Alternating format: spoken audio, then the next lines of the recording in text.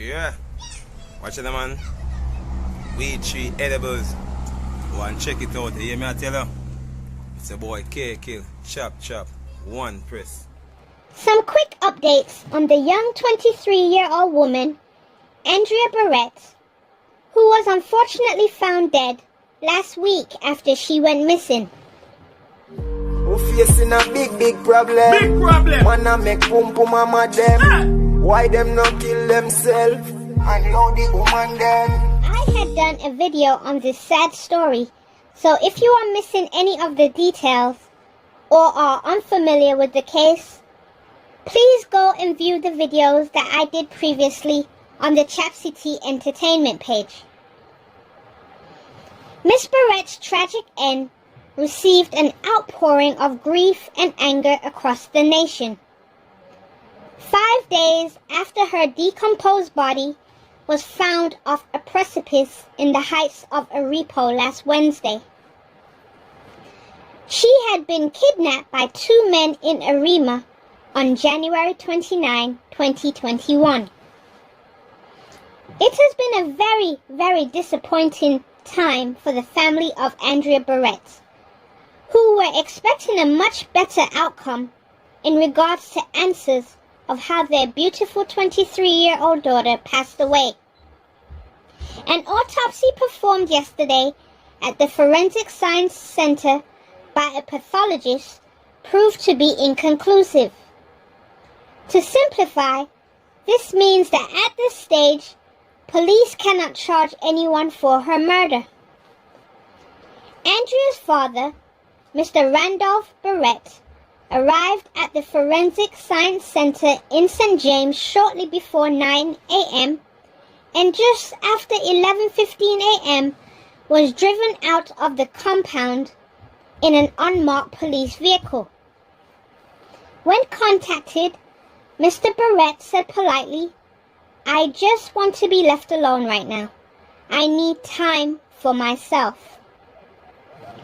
Homicide investigators have stated that due to the advanced decomposed state of the deceased, they could not say with any assurance how she had passed away.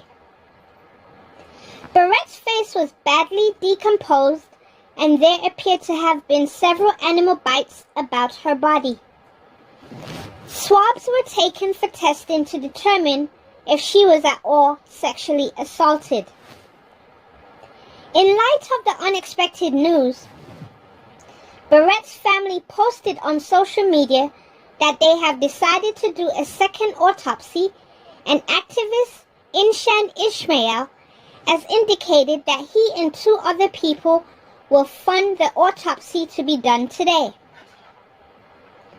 As the investigation now remains at a sensitive stage, Police Commissioner Gary Griffith was asked how the results of this post-mortem may affect the investigation. His response was simply, patience. The key suspect, who was on bail when police held him, despite having over 45 pending cases in court, has died, and he died yesterday in the hospital, which has thrown the case into a tailspin.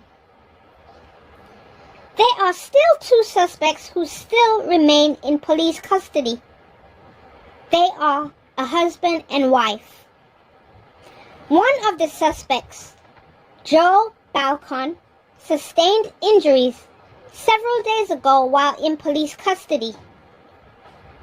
He suffered spinal injuries and was in an unconscious state since he had been admitted to the hospital.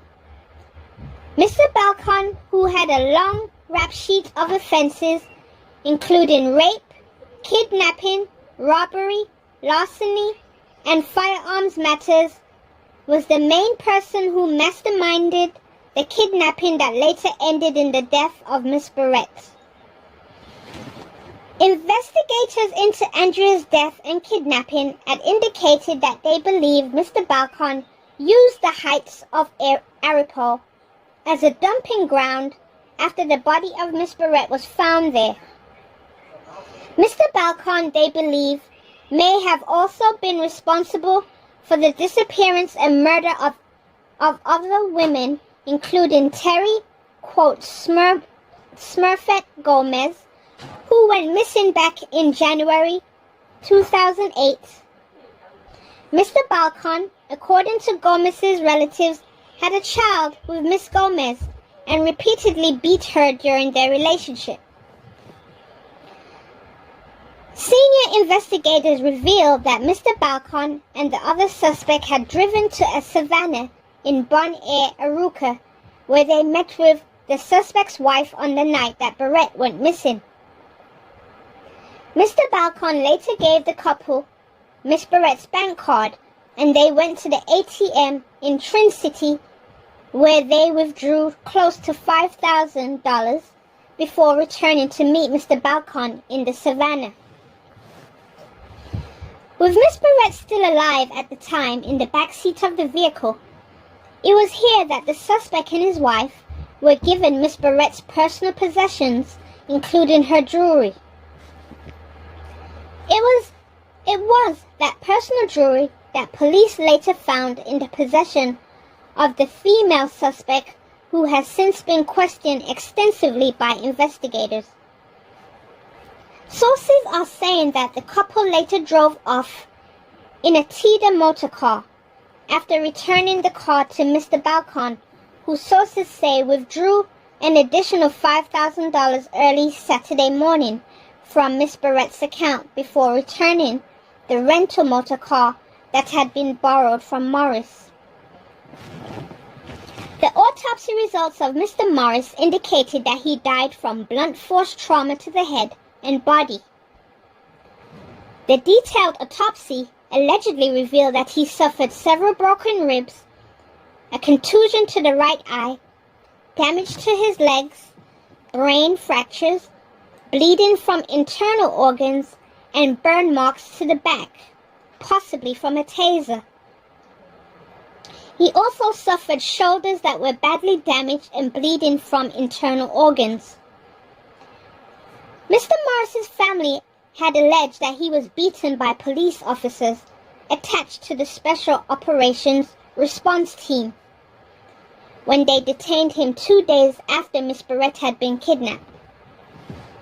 They also alleged he was beaten while in custody at the Malabar police station. Commissioner of Police Gary Griffin had told the media that Morris was sickly and had fallen off a chair and later died. He said that Mr. Morris had acted violently when police officers had attempted to subdue him at his Tumpuna Road in Arima on January 31st, after they came to detain him in Bharatt's kidnapping. The director of the Police Complaints Authority, whose name is David West, said that they are pursuing 3 separate investigations. As he indicated, the death of Mr. Morris will be looked at separately. The death of Mr. Balcon will be the basis of a second investigation, and a third investigation will be launched as to why police did not submit files or attend court in several of the matters that Mr. Balcon had, and that were later dismissed by the courts. Whew, that was long.